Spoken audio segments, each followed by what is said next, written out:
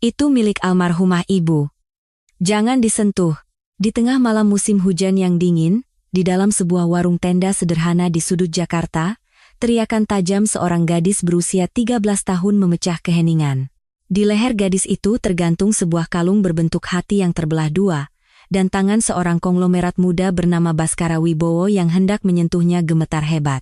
Dua gadis kecil penjual permen itu segera berlari keluar dari warung tenda, meninggalkan Baskara dengan wajah sepucat kertas. Mengapa kalung di leher anak-anak itu begitu mengguncang jiwa Baskara? Sebelum cerita dimulai, jangan lupa untuk subscribe dan like, ya. Tulis juga di kolom komentar dari kota mana Anda mendengarkan, agar kami bisa mengirimkan pelukan hangat dan doa terbaik untuk Anda. Baiklah, mari kita selami kisah yang luar biasa ini. Cerita ini berawal 15 tahun yang lalu, di jantung kawasan bisnis Sudirman, Jakarta, gedung megah Grup Tirtayasa berdiri kokoh. Pendiri sekaligus pemimpin generasi pertama Grup Tirtayasa, Bapak Prasetyo Wibowo, adalah sosok legendaris yang merintis usahanya dari nol. Dengan tangan kosong, beliau berhasil membangun perusahaannya hingga masuk dalam jajaran 10 grup konglomerat terbesar di Indonesia. Pak Prasetyo memiliki 2 orang anak, putri sulung bernama Kirana dan putra bungsu bernama Baskara. Perbedaan usia mereka 5 tahun, dan keduanya sangat akrab sejak kecil. Namun, Pak Prasetyo memiliki penyakit bawaan, jantungnya lemah, dan ia bisa jatuh sakit kapan saja. Karena itu, ia harus segera mempersiapkan suksesi kepemimpinan. Di dalam hatinya, sang putri sulung, Kirana, adalah kandidat utama. Cerdas, berjiwa halus, dan memiliki karisma hangat yang mampu menarik hati banyak orang. Pak Prasetyo yakin Kirana adalah penerus yang paling tepat untuk memimpin Grup Tirtayasa. Namun, ada satu masalah besar. Kirana sama sekali tidak tertarik pada dunia bisnis. Di dalam hati Kirana, hanya ada satu hal, melukis. Sejak kecil, saat anak-anak lain bermain boneka, Kirana lebih suka menghabiskan waktu dengan buku sketsa dan pensil warnanya. Ia memenangkan berbagai kompetisi seni di SMP, dan bahkan telah menggelar pameran tunggal pertamanya saat SMA. Pak Prasetyo pernah berkata dengan helaan napas panjang, "Kirana, melukis cukuplah jadi hobi. Masa depanmu ada di Grup Tirtayasa." Namun, Kirana menggelengkan kepalanya. "Ayah, aku tidak bisa hidup tanpa melukis. Baskara pasti akan lebih hebat dalam mengurus perusahaan." Atas desakan ayahnya, setelah lulus dari Fakultas Seni Rupa di Universitas ternama di Bandung, Kirana melanjutkan studi magister bisnis di luar negeri. Meskipun ia belajar manajemen sesuai keinginan ayahnya, hatinya selalu tertinggal di depan kanvas. Siang hari ia menghadiri kuliah bisnis, dan malam hari ia diam-diam melukis di sudut kamar asramanya. Hanya saat jemarinya menari dengan kuas, Kirana merasa bisa bernapas lega. Hingga suatu hari, dalam sebuah acara reuni teman kuliah, Kirana bertemu dengan wajah yang tak asing. Banyu Angkasa. Mereka tidak terlalu akrab, hanya sesekali saling sapa. Banyu bercerita bahwa ia kini menjadi guru di sebuah sanggar seni. Di akhir pekan, ia juga sering melukis potret wajah orang-orang di Taman Fathahillah, Kota Tua. "Apa tidak sulit hidup dari melukis?" tanya Kirana. Banyu tersenyum tipis. "Sulit, tentu saja. Tapi aku bahagia. Setidaknya saat aku sedang melukis." Satu kalimat itu mengguncang hati Kirana. Seseorang tanpa uang, tanpa koneksi, yang bertahan hidup hanya dengan melakukan hal yang ia cintai. Sosok Banyu yang dengan bebas menggerakkan kuasnya tampak jauh lebih bersinar di mata Kirana daripada konglomerat manapun. Mereka mulai sering berbincang tentang seni, dan tanpa sadar, benih-benih cinta mulai tumbuh di antara keduanya. Namun, Kirana tahu satu hal, ayahnya tidak akan pernah menerima Banyu. Seorang pelukis miskin tanpa latar belakang keluarga terpandang, mustahil Pak Prasetyo akan merestuinya sebagai menantu. Perlahan, sebuah gagasan mulai tumbuh di benak Kirana. Ia ingin hidup bebas, hanya melukis bersama orang yang ia cintai, tanpa terikat oleh apapun. Hubungan Kirana dan Banyu terus berlanjut. Setiap kali Kirana pulang ke Indonesia, mereka pasti bertemu. Mereka mengunjungi galeri-galeri seni, atau sekadar duduk di tepi pantai Ancol sambil membuat sketsa. Banyu selalu membawa tas usang berisi buku sketsa, yang di dalamnya penuh dengan gambar-gambar wajah Kirana. Ini semua aku? Tanya Kirana sambil membolak-balik halaman buku itu. Banyu mengangguk malu-malu, aku paling suka melukismu. Setiap kali kulihat, kau selalu tampak berbeda. Wajah Kirana memerah. Seumur hidupnya, ia belum pernah mendengar pengakuan setulus itu. Tumbuh sebagai putri konglomerat, kata-kata yang ia dengar seringkali penuh perhitungan. Orang-orang mendekatinya karena latar belakang keluarganya, atau berteman dengannya karena urusan bisnis ayahnya. Kirana sudah muak dengan semua itu, tapi Banyu berbeda. Ia tampak tidak peduli siapa ayah Kirana atau seberapa kaya keluarganya. Suatu hari, Banyu mengajak Kirana ke Taman Fatahillah. Ia membuka kursi lipatnya dan mulai menyapa para pengunjung. Lukis potret, Pak, Bu? Cukup Rp50.000 saja. Kirana berdiri di sampingnya, mengamati.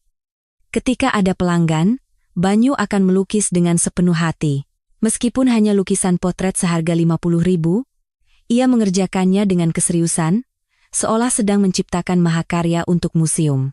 Para pelanggan yang menerima lukisannya tersenyum lebar, dan Banyu pun ikut tersenyum. Kau terlihat sangat bahagia, kata Kirana. Banyu menoleh padanya. Saat melukis adalah saat paling membahagiakan bagiku. Mungkin aku tidak punya banyak uang, tapi di momen seperti ini, aku tidak iri pada siapapun. Kata-kata itu menusuk jauh ke dalam hati Kirana. Lahir sebagai putri pemilik grup Tirtayasa, ia tak pernah kekurangan materi. Tapi ia belum pernah merasakan kebahagiaan sesederhana itu.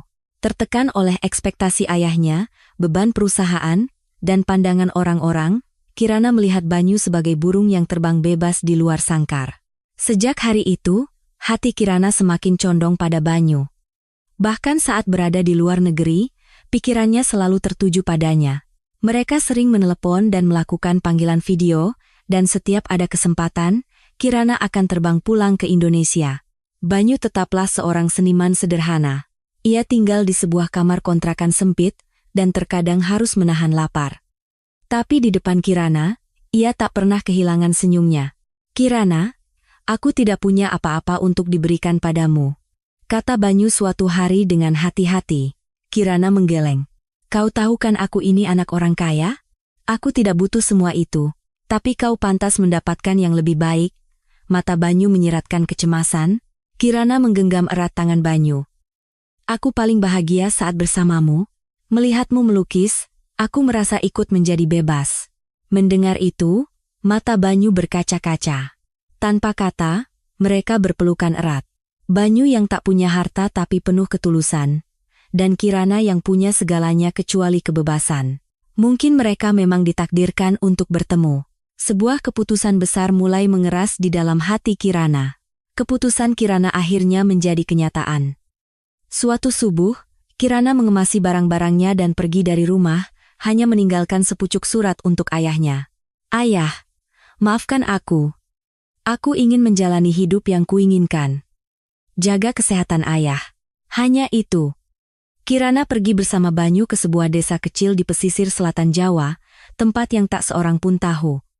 Sebuah tempat terpencil di mana sinyal internet pun sulit didapat. Mereka menyewa sebuah rumah tua sederhana dan memulai hidup baru. Uang mereka tak banyak, tapi selama mereka bersama, mereka tidak merasa takut. Kabar itu sampai ke kediaman Wibowo seminggu kemudian. Pak Prasetyo membaca surat putrinya dan membeku di tempat. Surat di tangannya bergetar. Kirana. Kabur. Suaranya serak. Seorang asisten melaporkan dengan hati-hati. Benar, Pak. Beliau pergi bersama seorang pria bernama Banyu Angkasa. Lokasi mereka saat ini belum diketahui. Banyu Angkasa? Siapa dia? Seorang guru sanggar seni, Pak. Tidak memiliki harta dan bukan dari keluarga terpandang. Wajah Pak Prasetyo memerah padam karena marah. Grup Tirtayasa yang ia bangun dengan darah dan keringat, semua yang hendak ia wariskan pada putrinya, kini ditinggalkan begitu saja demi seorang pelukis miskin. Ia memukul meja dengan kepalan tangannya. Cari dia, sisir seluruh negeri, bawa dia kembali. Perintahnya menggema. Tetapi Kirana dan Banyu telah menghapus jejak mereka dengan sempurna.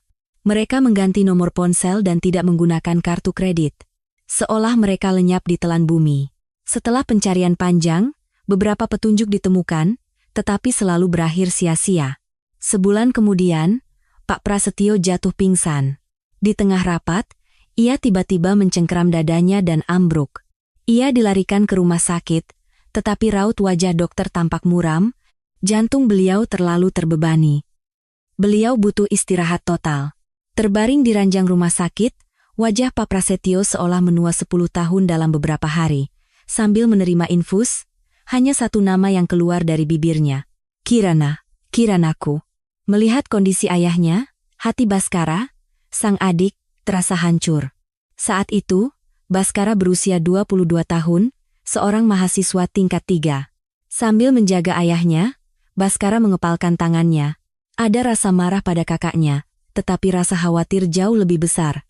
Apakah kakaknya baik-baik saja? Di mana dia sekarang? Tak ada yang tahu.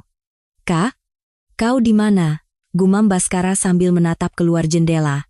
Sejak kecil, Kirana adalah sosok istimewa bagi Baskara. Saat orang tua mereka sibuk, Kirana yang 5 tahun lebih tua selalu merawatnya, saat ia berkelahi dengan teman. Saat ia menangis karena nilai ujian yang jelek, kakaknya selalu ada untuknya. Kini, kakak kesayangannya itu lenyap dalam semalam. Baskara memutuskan untuk mencari kakaknya sendiri. Ia tidak percaya pada orang-orang suruhan ayahnya yang tampak bekerja seadanya. Sepulang kuliah, Baskara langsung menyusuri jejak Kirana. Ia menemui teman-teman kuliah kakaknya, mencari juniornya di klub seni. Ia bertanya apakah ada yang pernah dihubungi, atau mendengar kemana Kirana pergi, tetapi jawabannya selalu tidak tahu. 2 bulan, 3 bulan berlalu. Baskara tidak menyerah, ia mendatangi Taman Fatahillah, tempat Banyu biasa melukis. Ia berkeliling di sekitar sanggar tempat Banyu pernah mengajar. Tetapi orang-orang yang mengenal Banyu pun berkata kontak mereka telah terputus. Hingga suatu hari, sebuah petunjuk penting muncul. Seorang rekan Banyu di sanggar tiba-tiba teringat sesuatu dan menghubunginya. Dulu Banyu pernah bilang, dia ingin tinggal di desa yang tenang dengan pemandangan laut. Kalau tidak salah, di pesisir selatan Jawa. Mata Baskara berbinar. Pesisir selatan Jawa, desa dengan pemandangan laut, meskipun wilayahnya luas, setidaknya ia punya petunjuk. Malam itu juga, Baskara mengendarai mobilnya ke arah selatan. Ia menunda kunjungan ke rumah sakit, membolos kuliah, hanya dengan satu tekad, menemukan kakaknya. Ia menyusuri setiap desa di sepanjang garis pantai. Siang hari ia menunjukkan foto kepada penduduk setempat, bertanya apakah mereka pernah melihat pasangan di foto itu. Malam hari ia tidur sejenak di dalam mobil. Setelah 10 hari pencarian yang melelahkan, seorang kepala desa akhirnya mengangguk. Oh, ya. Sekitar 3 bulan lalu ada pasangan muda yang pindah ke sini. Sepertinya ini orangnya. Jantung Baskara serasa berhenti berdetak. Akhirnya, ia menemukan kakaknya. Mengikuti alamat yang diberikan, Baskara berjalan menyusuri gang sempit menanjak. Di atas bukit yang menghadap ke laut, sebuah rumah tua sederhana terlihat. Jemuran pakaian tergantung di halaman, dan cahaya hangat lampu terpancar dari jendela. Jantung Baskara berdebar kencang. Pikiran bahwa kakaknya ada di dalam sana membuat kakinya lemas. Berdiri di depan gerbang, Baskara ragu sejenak. Apa yang akan dikatakan kakaknya saat melihatnya? Apakah ia akan marah? Atau justru senang? Berbagai pikiran berkecamuk, Baskara menarik napas dalam-dalam dan menekan bel. Tak lama kemudian, pintu terbuka. Dan saat melihat orang yang berdiri di sana, Baskara seolah tak bisa bernapas. Itu Kirana, kakaknya, terlihat sedikit lebih kurus, wajahnya polos tanpa riasan, tapi itu jelas kakaknya. Kak? Suara Baskara bergetar. Melihat adiknya, mata Kirana terbelalak, wajahnya pucat pasi dan ia buru-buru mencoba menutup pintu. Baska, bagaimana kau bisa sampai di sini? Kak, jangan tutup pintunya. Ini aku, Baskara, kata Baskara sambil menahan pintu dengan kakinya. Mata Kirana langsung berlinang air mata. Aku mau masuk, Kak. Ada yang ingin kubicarakan. Mendengar suara tegas adiknya, Kirana tak bisa lagi menolak. Pintu terbuka, dan Baskara melangkah masuk ke ruang tamu kecil. Perabotan sederhana, lukisan-lukisan di dinding, serta sebuah easel dan cat di sudut ruangan. Rumah itu miskin, tetapi terasa hangat. Seorang pria bangkit dari sudut ruangan. Itu Banyu. Melihat Baskara, ekspresinya mengeras dan ia berdiri melindungi Kirana. Adik Kirana? Iya, saya Baskara. Anda pasti Mas Banyu, kata Baskara sambil menundukkan kepala lebih dulu. Banyu ragu sejenak, lalu mengangguk canggung. Kirana menengahi mereka. Baska, apa ayah yang menyuruhmu? Untuk membawaku pulang? Baskara menggeleng. Ayah tidak tahu aku di sini. Aku datang sendiri. Ekspresi Kirana sedikit lega. Baskara duduk di sofa tua dan melanjutkan. Kak, aku datang bukan untuk menyalahkanmu. Aku khawatir. Bagaimana bisa kau menghilang berbulan-bulan tanpa kabar? Maafkan aku, Baska. Aku ingin menghubungimu, tapi aku takut ayah tahu. Air mata Kirana jatuh. Baskara menggenggam tangan kakaknya. Apapun pilihanmu, aku akan selalu mendukungmu. Kau tahu itu, kan? Satu kalimat itu membuat tangis Kirana pecah. Ia memeluk adiknya dan menangis tersedu-sedu. Banyu hanya berdiri diam di samping mereka. Mengamati, setelah Kirana tenang, Baskara dengan hati-hati menceritakan kondisi ayah mereka. Bahwa sebulan setelah Kirana pergi, ayah mereka jatuh sakit dan kini dirawat di rumah sakit. Setiap malam, ia selalu memanggil nama Kirana. Mendengar itu, wajah Kirana menjadi pucat. Ia menutup mulutnya dan mulai terisak. Banyu merangkul bahu istrinya. Baskara memohon agar Kirana mau menjenguk ayah mereka sekali saja. Tetapi Kirana menggeleng. Ia takut jika bertemu ayahnya, ia tak akan bisa kembali. Ia berkata bahwa hidupnya bersama Banyu di sini sangat bahagia. Baskara tak bisa berkata apa-apa lagi. Ia tahu keputusan kakaknya sudah bulat.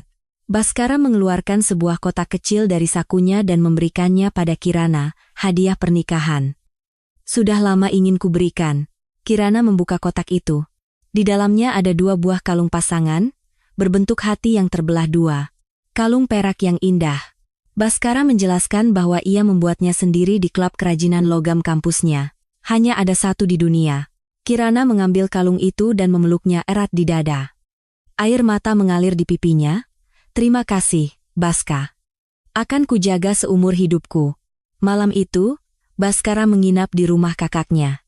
Mereka bertiga berbincang hingga larut, mengenang masa kecil, cerita-cerita di sekolah, dan impian masa depan. Mereka tertawa dan menangis bersama. Keesokan paginya, Baskara berpamitan. Ia berjanji akan mengatakan pada ayahnya bahwa ia tidak berhasil menemukan Kirana. Ia juga memberikan nomor ponsel baru, agar mereka bisa sesekali berkomunikasi. Saat Baskara berbalik, ia mendengar suara kakaknya dari belakang. Aku sayang kamu. Adikku. Mata Baskara memanas. Ia melambaikan tangan dan berbalik pergi, diiringi isak tangis kecil Kirana di belakangnya. Itulah kali terakhir Baskara melihat kakaknya. Setelah itu, kontak mereka terputus, dan 15 tahun berlalu begitu saja. Waktu berlalu tanpa ampun. Sejak musim hujan saat Baskara terakhir kali bertemu kakaknya, banyak hal telah terjadi. Baskara lulus kuliah dan bergabung dengan grup Tirtayasa. Awalnya ia punya mimpi lain, tetapi setelah ayahnya sakit, ia tak punya pilihan. Ia harus menanggung beban yang ditinggalkan kakaknya. Ayahnya, Pak Prasetyo, masih terbaring sakit. Kondisinya sempat membaik setelah operasi jantung, lalu memburuk lagi, begitu terus berulang. Urusan perusahaan ditangani oleh para wakil direktur dan dewan. Tetapi keputusan penting tetap harus disetujui oleh Pak Prasetyo dari ranjang rumah sakit. Melihat ayahnya menandatangani dokumen sambil diinfus membuat hati Baskara pedih. Tetapi yang lebih menyakitkan adalah mendengar ayahnya memanggil nama Kirana setiap malam. Bahkan dalam tidurnya karena pengaruh obat, di tengah malam ia akan menggumam. Kirana, Kiranaku di mana? Bawa Kirana kemari. Suaranya begitu pilu hingga perawat pun ikut bersedih. Setiap ada waktu luang, Baskara terus mencari kakaknya. Ia kembali ke desa di pesisir selatan itu, tetapi Kirana dan Banyu sudah pindah. Tak ada yang tahu kemana mereka pergi. Nomor teleponnya sudah berganti, tak ada jejak yang tersisa. Seseolah mereka tak pernah ada. Pada tahun ketiga, Baskara bekerja, Pak Prasetyo Wibowo meninggal dunia. Hingga napas terakhirnya, nama Kirana masih terucap dari bibirnya. Kirana, putriku. Ayah minta maaf. Dengan kata-kata itu, Ia menutup mata untuk selamanya. Baskara menggenggam erat tangan ayahnya. Merasakan tangan itu mendingin, air mata mengalir tanpa henti. Ia ingin sekali menghubungi kakaknya, memberitahukan bahwa ayah mereka telah tiada, agar ia datang untuk melihat wajahnya untuk terakhir kali, tetapi nomornya tak bisa dihubungi. Dengan penuh harap, ia terus mengamati pintu masuk rumah duka, tetapi sosok kakaknya tak kunjung muncul. Akhirnya, Kirana tidak datang ke pemakaman ayahnya. Entah ia tidak mau, atau tidak bisa, tak ada yang tahu.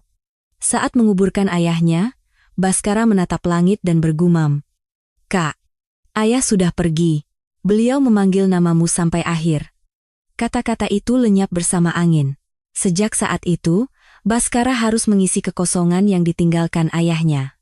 Di usia 28 tahun, ia diangkat menjadi pemimpin generasi kedua grup Tirtayasa.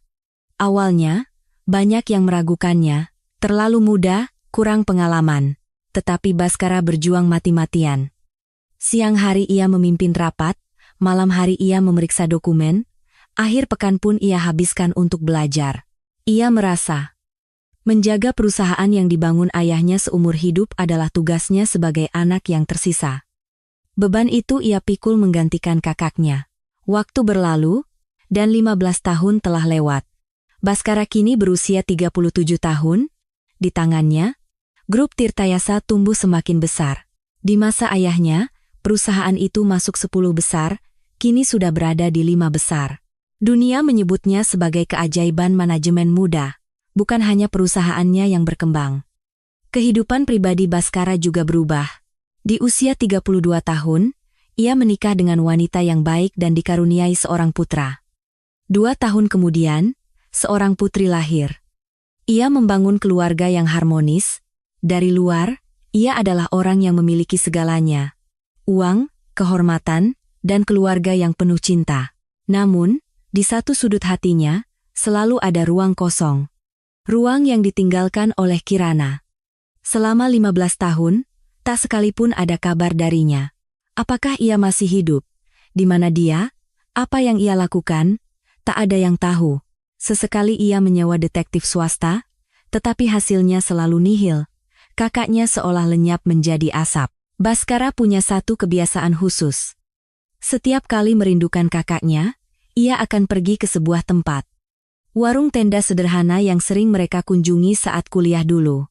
Warung itu berada di sebuah gang di belakang gedung-gedung mewah Jakarta.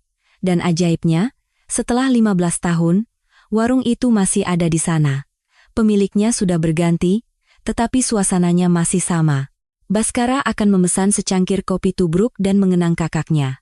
Momen saat mereka makan Indomie di sana setelah ujian selesai. Hari ketika kakaknya pertama kali menuangkan minuman untuknya. Kenangan-kenangan sepele itu terasa begitu jelas. Setiap kali, Baskara akan menatap kursi kosong di seberangnya dan bergumam, "Kak, kau baik-baik saja, kan? Kau bahagia, kan?" Tak ada jawaban. Tetapi dengan bertanya seperti itu saja, hatinya terasa sedikit lebih lega. Musim hujan tahun itu terasa sangat dingin, angin kencang bulan Desember menyapu jalanan Jakarta. Malam itu, Baskara sangat merindukan kakaknya. Beberapa hari sebelumnya adalah hari peringatan kematian ayahnya. Setelah berziarah ke makam, hatinya terasa berat.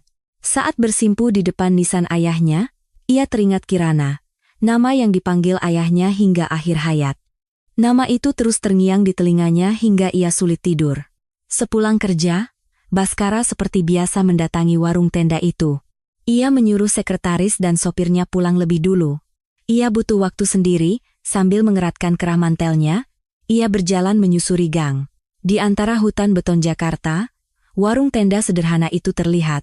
Terpal merah dengan cahaya lampu kuningnya, masih sama seperti dulu. Saat membuka tirai plastik warung, udara hangat menyambut wajahnya yang beku. Aroma arang dan Indomie rebus bercampur menjadi satu. Hanya ada beberapa pelanggan, 2 pria parubaya minum-minum di satu sisi, dan sepasang kekasih muda makan sate di sisi lain. Baskara duduk di pojok dan memesan segelas kopi. "Kak, kau di mana dan sedang apa?" gumamnya. Ia menyeruput kopinya, lalu menuang lagi. Minuman hangat itu menghangatkan perutnya yang dingin.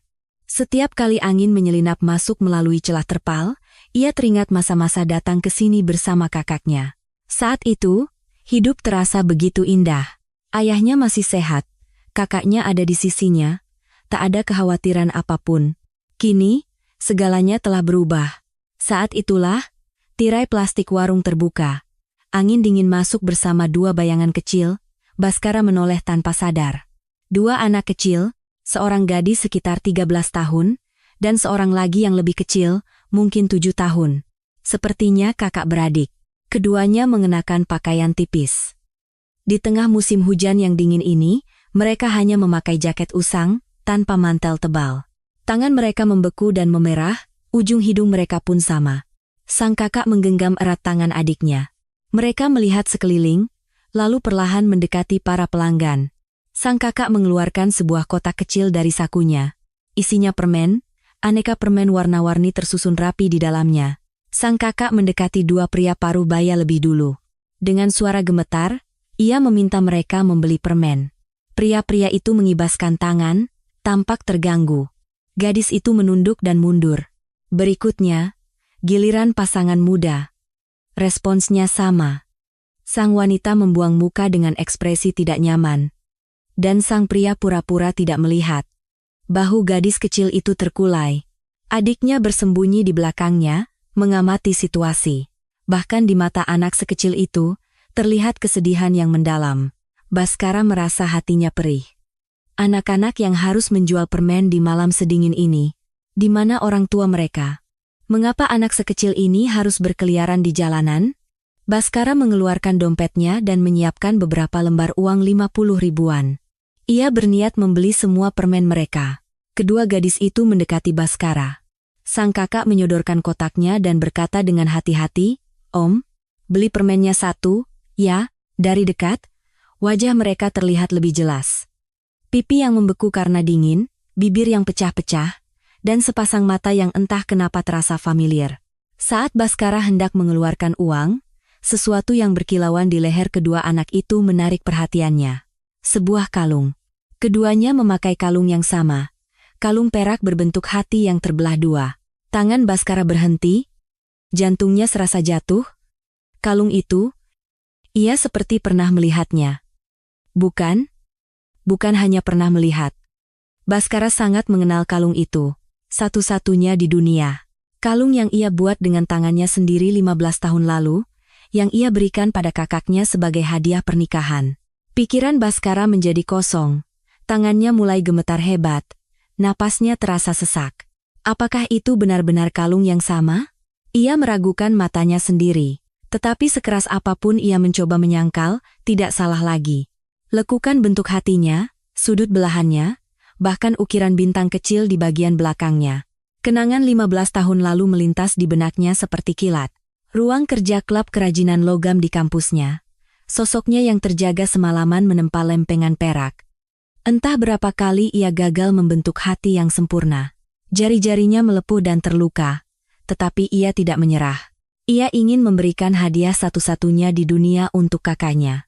Momen saat ia merasa bangga melihat kalung yang sudah jadi, momen saat ia memberikannya pada kakaknya di rumah kecil di pesisir selatan itu.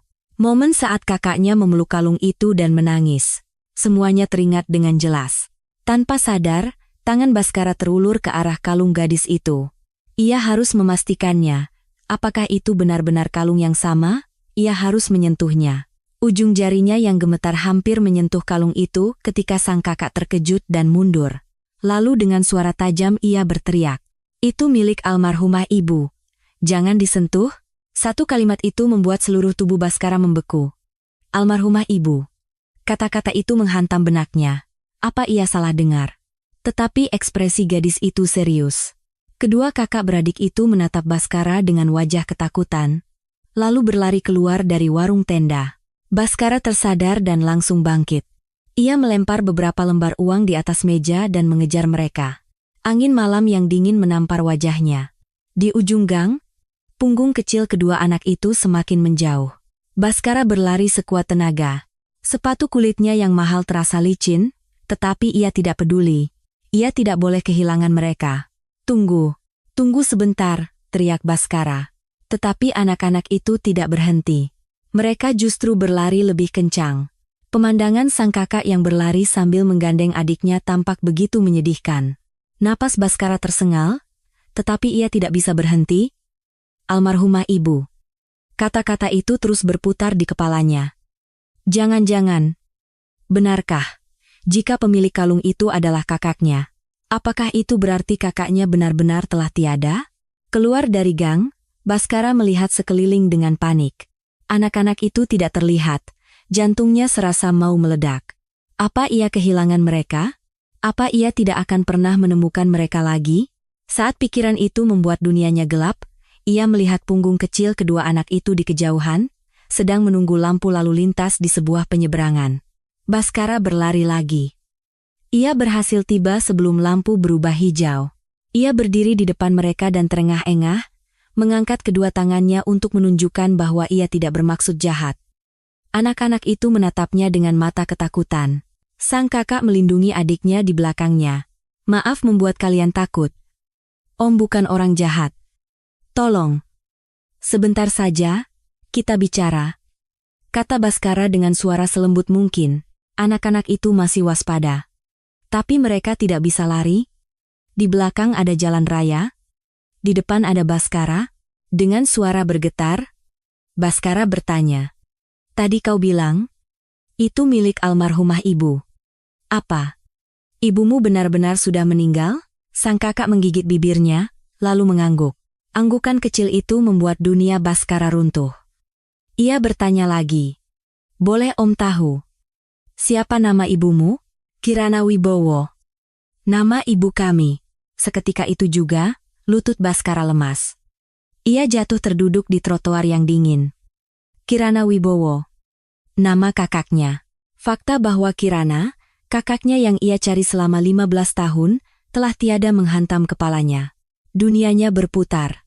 Ia tak bisa bernapas. Air mata Baskara tumpah ruah. Ia terduduk di pinggir jalan, menutupi wajahnya dengan kedua tangan dan menangis sejadi-jadinya. Orang-orang yang lewat meliriknya, tetapi Baskara tak peduli. Dua anak itu menatap Baskara dengan bingung. Awalnya mereka takut, tetapi melihat seorang pria dewasa menangis seperti itu membuat langkah mereka terhenti. Sang kakak mendekat dengan hati-hati. Om, kenapa menangis? Apa om kenal ibu kami? Baskara mengangkat wajahnya yang basah oleh air mata. Di tengah pandangannya yang kabur, ia melihat wajah kedua anak itu. Baru saat itulah Baskara sadar, bentuk mata si kakak, garis hidungnya, lekuk bibirnya, begitu mirip dengan kakaknya. Bagaimana bisa ia tidak menyadarinya lebih awal? Dengan suara gemetar, Baskara menjawab, iya. Om kenal ibumu. Om. Adiknya. Mata kedua anak itu terbelalak. Adik ibu mereka, berarti. Paman. Sang kakak bertanya dengan tak percaya, Om. Benar paman kami? Baskara mengeluarkan dompet dari sakunya dan menunjukkan sebuah foto lama. Foto saat ia dan Kirana masih kuliah. Di foto itu, Baskara dan Kirana muda tersenyum bahagia. Mata anak-anak itu semakin membesar. Wanita di foto itu jelas ibu mereka. Si adik menarik-narik baju kakaknya. Kak, kayaknya beneran paman. Mirip sama foto ibu. Sang kakak mengangguk. Kewaspadaan mereka perlahan luntur. Baskara bangkit dan membersihkan debu di pakaiannya. Dengan setenang mungkin, ia berkata, kita bicara sebentar. Ya? Cari tempat yang hangat, kita makan sambil ngobrol. Anak-anak itu saling pandang, lalu mengangguk ragu. Baskara membawa mereka ke sebuah restoran keluarga di dekat sana. Udara hangat di dalam ruangan membuat pipi mereka yang beku perlahan merona. Baskara memberikan buku menu dan menyuruh mereka memesan apa saja. Tetapi anak-anak itu hanya menatap buku menu tanpa minat. Sang kakak, yang bernama Seruni, bertanya dengan hati-hati, Paman, kenapa baru datang sekarang? Waktu ibu meninggal, Paman juga tidak datang. Pertanyaan itu bagai belati yang menusuk jantung Baskara. Ia terdiam. Apa yang harus ia jawab? Sejujurnya, ia sendiri tidak tahu. Ia tidak tahu di mana kakaknya, apakah ia masih hidup atau sudah tiada. Dengan suara bergetar, Baskara mulai menjelaskan. bahwa ia terakhir bertemu Kirana 15 tahun lalu. Setelah itu, kontak mereka terputus. Seberapa keras pun ia mencari, ia tak pernah bisa menemukannya. Anak-anak itu mendengarkan dalam diam. Sambil menyeka air mata, Baskara bertanya, "Siapa nama kalian?" "Aku Seruni, dan ini adikku, Melati," jawab Seruni. Hati Baskara terasa hangat. Seruni, Melati, pasti kakaknya yang memberikan nama-nama indah itu. Baskara menatap kedua keponakannya bergantian dan mengangguk. Baskara bertanya pada Seruni, bagaimana ibu mereka meninggal, dan kapan. Mata Seruni berkaca-kaca. Melati sudah mulai terisak. Seruni perlahan membuka mulutnya. Setahun yang lalu, rumah mereka kebakaran. Ayah mereka berhasil membawa mereka keluar lebih dulu, tetapi ibu mereka tidak sempat keluar. Saat menceritakan itu, suara Seruni semakin mengecil. Pikiran Baskara kosong. Kebakaran? Kakaknya meninggal karena kebakaran? Kenyataan itu terlalu mengejutkan hingga ia tak bisa berkata-kata. Baskara menggenggam erat tangan Seruni dan Melati, tangan yang kecil dan dingin. Selama setahun ini, bagaimana anak-anak ini bertahan hidup? Apakah mereka menahan dingin dan lapar dengan menjual permen? Hati Baskara serasa mau pecah. "Ayah. Ayah kalian di mana?" tanya Baskara dengan susah payah. Air mata Seruni jatuh. "Ayah, di rumah sakit." Waktu itu, ayah masuk lagi ke dalam api untuk menyelamatkan ibu, tapi ayah menghirup terlalu banyak asap. Kalimatnya tidak selesai. Baskara memejamkan matanya. Kakaknya pergi, dan kakak iparnya terbaring di rumah sakit. Hanya anak-anak kecil ini yang tersisa sendirian di dunia. Rasa bersalah karena tidak menemukan kakaknya selama 15 tahun menghantamnya seperti ombak. Seandainya aku mencari lebih keras. Seandainya aku ada di sisi kakak. Pikiran itu terus menghantuinya. Baskara memeluk Seruni dan Melati dengan erat. Awalnya mereka canggung, tetapi tak lama kemudian mereka membenamkan wajah di pelukan paman mereka. Melati menangis lebih dulu, disusul oleh Seruni yang tak bisa lagi menahan tangisnya. Di sudut restoran itu, mereka bertiga menangis untuk waktu yang lama.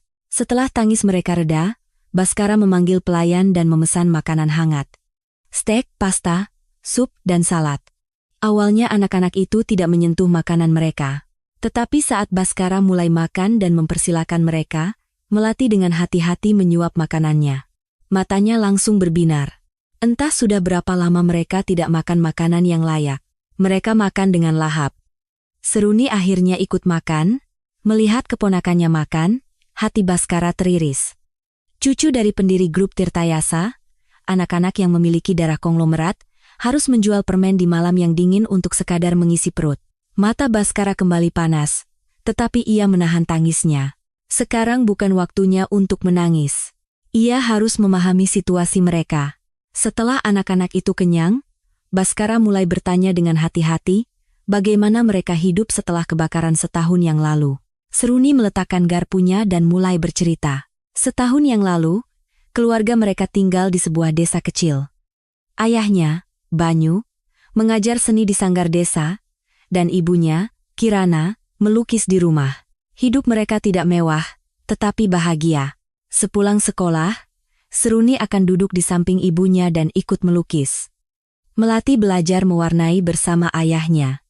Rumah mereka sederhana, tetapi selalu penuh tawa. Namun suatu malam, tragedi terjadi. Tiba-tiba rumah mereka terbakar. Seruni terbangun karena bau asap yang menyengat. Ruang tamu sudah dilalap api.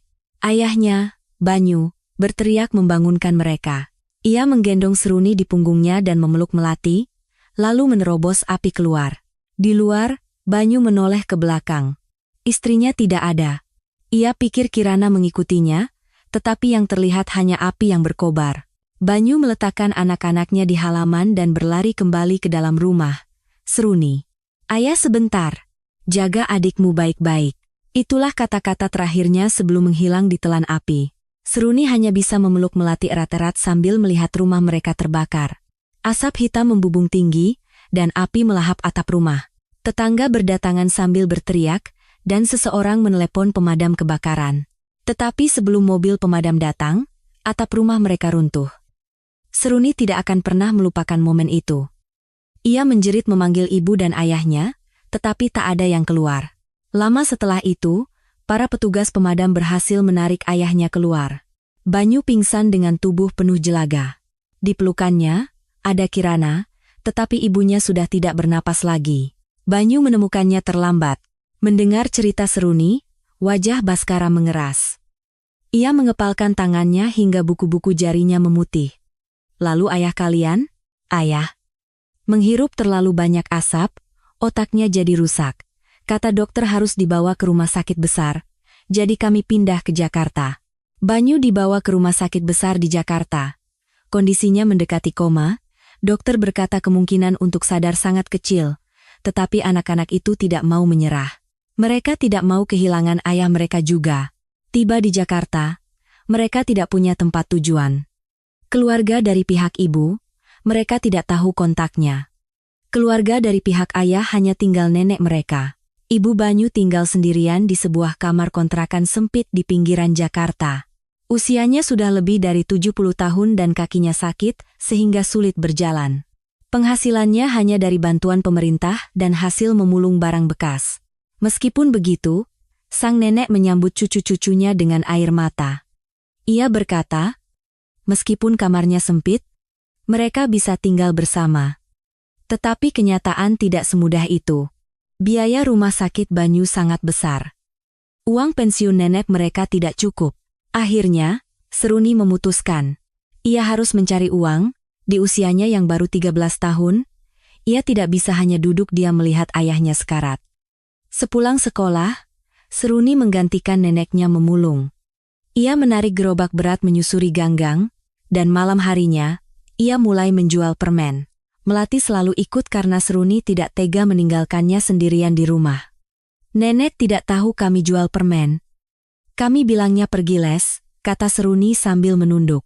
Baskara merasa jantungnya diremas. Anak-anak sekecil ini telah berjuang sendirian selama setahun. Siang hari memulung, malam hari menjual permen, demi biaya rumah sakit ayah mereka. Baskara menggenggam erat tangan mereka. Sekarang, Paman sudah datang. Kalian tidak perlu susah-susah lagi, katanya dengan suara bergetar. Air mata Seruni dan Melati tumpah. Selama setahun mereka berjuang tanpa sandaran. Betapa mereka merindukan seseorang yang mengatakan bahwa semua akan baik-baik saja. Baskara memeluk kedua keponakannya. Maaf Paman terlambat. Sekarang Paman akan urus semuanya. Jangan khawatir. Malam itu, Baskara mengantar mereka ke rumah neneknya. Di kamar kontrakan yang sempit, sang nenek terkejut melihat Baskara. Saat Baskara memperkenalkan diri, nenek itu menangis. Ia berkata bahwa Banyu pernah bercerita tentang keluarga istrinya, dan ia sangat berterima kasih Baskara telah datang. Baskara menggenggam tangan nenek itu dan berkata, Nek, jangan khawatir lagi. Saya akan bertanggung jawab atas semuanya. Sejak hari itu, Baskara mulai bergerak. Ia mengerahkan semua yang ia bisa sebagai pemimpin grup Tirtayasa. Pertama, ia memindahkan nenek dan keponakannya ke apartemen yang layak di lingkungan yang sama, lengkap dengan perabotan baru. Sang nenek terus menolak, merasa tidak enak. Tetapi Baskara berkata, nenek adalah ibu dari orang yang sangat dicintai oleh kakak saya. Ini sudah menjadi kewajiban saya. Kata-kata itu membuat nenek mereka terharu. Baskara juga menyewa perawat untuk membantu sang nenek. Berikutnya, rumah sakit. Ia bergegas ke tempat Banyu dirawat. Melihat kondisi kakak iparnya yang terbaring dengan berbagai selang di tubuhnya, Baskara merasa sesak napas. Sosok pemuda ceria yang ia temui 15 tahun lalu telah hilang. Dia jadi seperti ini karena mencoba menyelamatkan kakak. Air mata Baskara jatuh, ia meminta pihak rumah sakit memberikan perawatan terbaik. Ia memanggil dokter ahli otak terbaik di negeri ini, biaya tidak menjadi masalah. Beberapa hari kemudian, Baskara membawa Seruni dan Melati ke makam Kirana di sebuah pemakaman umum di pinggiran Jakarta.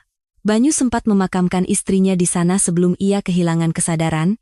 Saat mereka tiba, salju mulai turun rintik-rintik, sebuah pemandangan langka di negara tropis, seolah langit ikut berduka.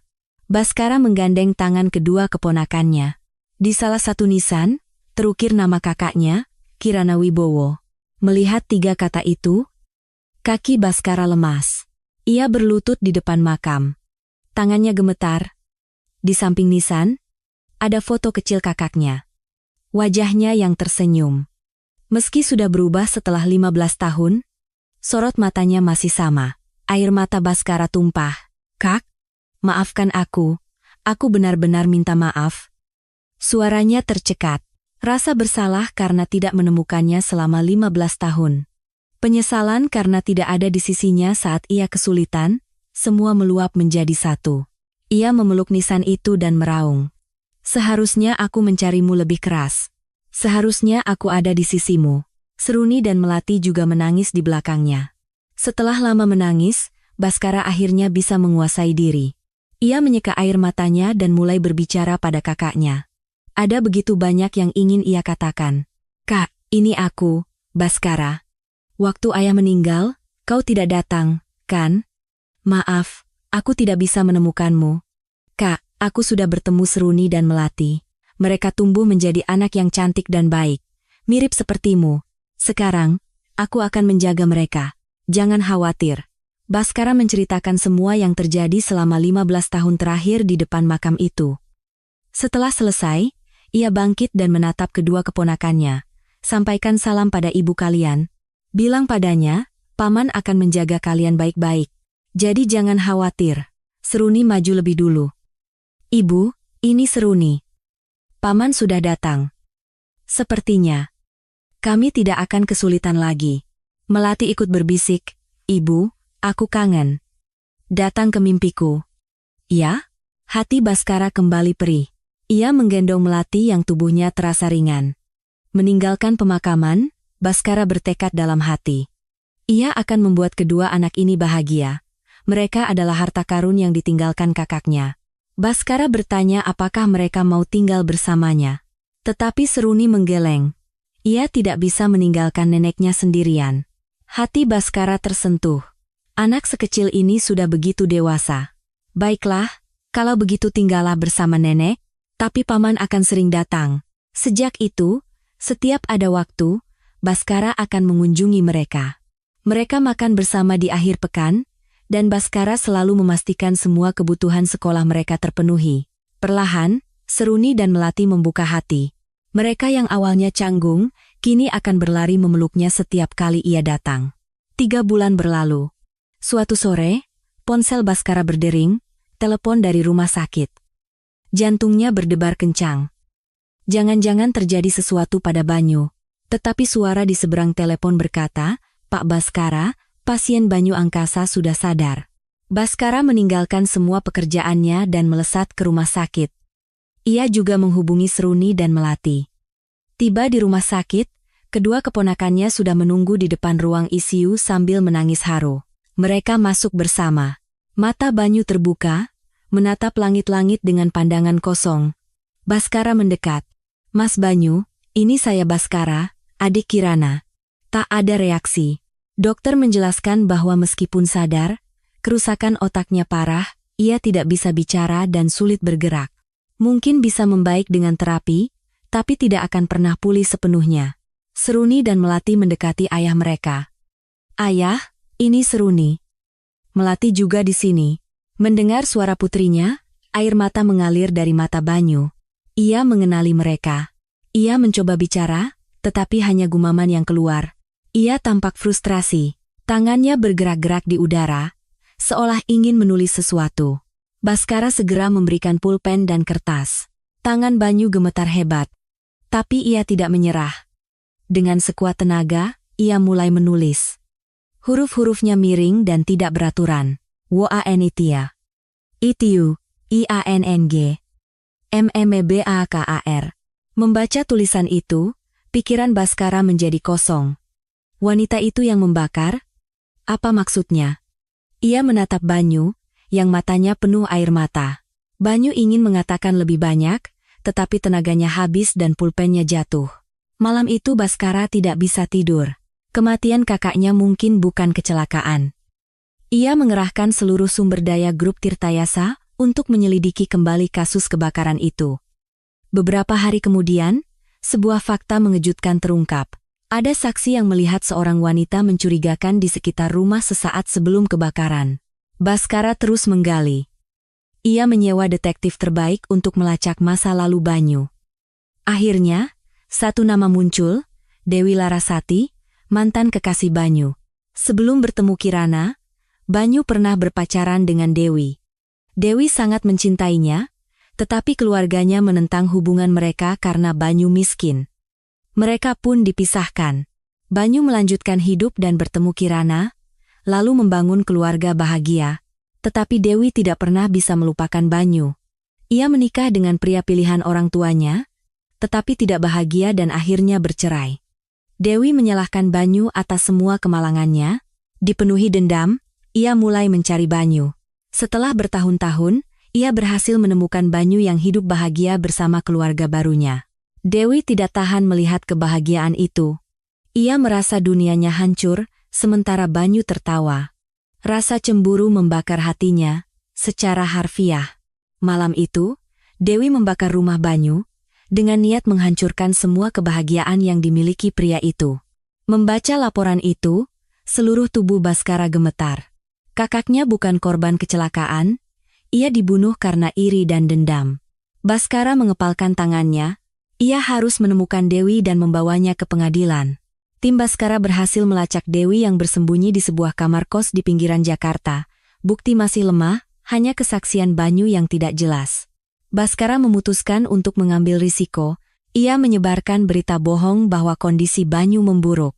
Seperti dugaannya, Dewi muncul di rumah sakit. Tim keamanan Baskara menangkap Dewi dan membawanya ke kamar Banyu. Saat melihat kondisi Banyu, wajah Dewi pucat pasi.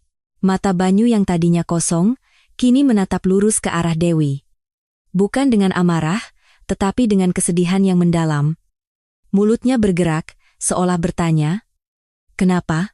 Dewi luruh ke lantai. Pria yang pernah sangat ia cintai kini hancur karena ulahnya. "Banyu, Banyu," isaknya. Baskara menghalanginya. "Kau yang membakarnya, kan?" Suara Baskara dingin. Dewi hanya bisa menangis. Aku hanya tidak tahan melihatnya bahagia. Sementara aku hancur, Dewi mengakuinya. Awalnya ia hanya ingin melihat Banyu, tetapi saat melihat keluarga kecilnya yang bahagia, ia kehilangan akal sehat.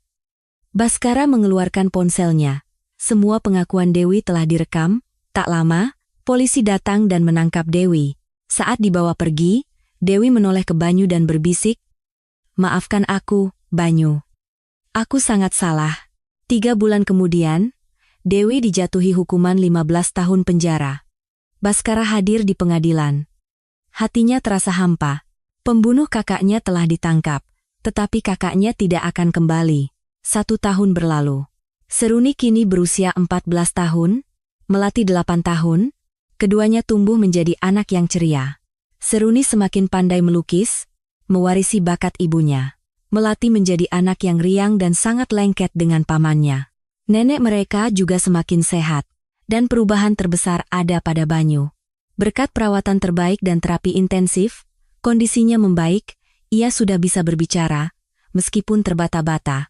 Tangannya sudah bisa bergerak, dan ia mulai melukis lagi. Meskipun harus memakai kursi roda seumur hidup, Banyu tidak putus asa. Ia bersyukur masih bisa hidup dan berada di sisi putri-putrinya.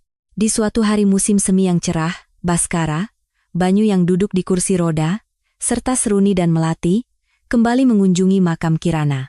Suasananya jauh berbeda dari setahun yang lalu. Kali ini, matahari bersinar hangat dan bunga-bunga bermekaran. Banyu menyentuh nisan istrinya dengan tangan gemetar. "Kirana, aku datang." "Anak-anak, baik-baik saja," Seruni berkata. "Ibu, aku sekarang sudah SMP. Aku ikut klub melukis, Bu. Aku ingin melukis sebagus Ibu." Melati menambahkan, "Ibu, aku sudah besar. Aku tidak cengeng lagi. Aku lihat Ibu di mimpiku." Ibu tersenyum. Mendengar itu, air mata Baskara tumpah.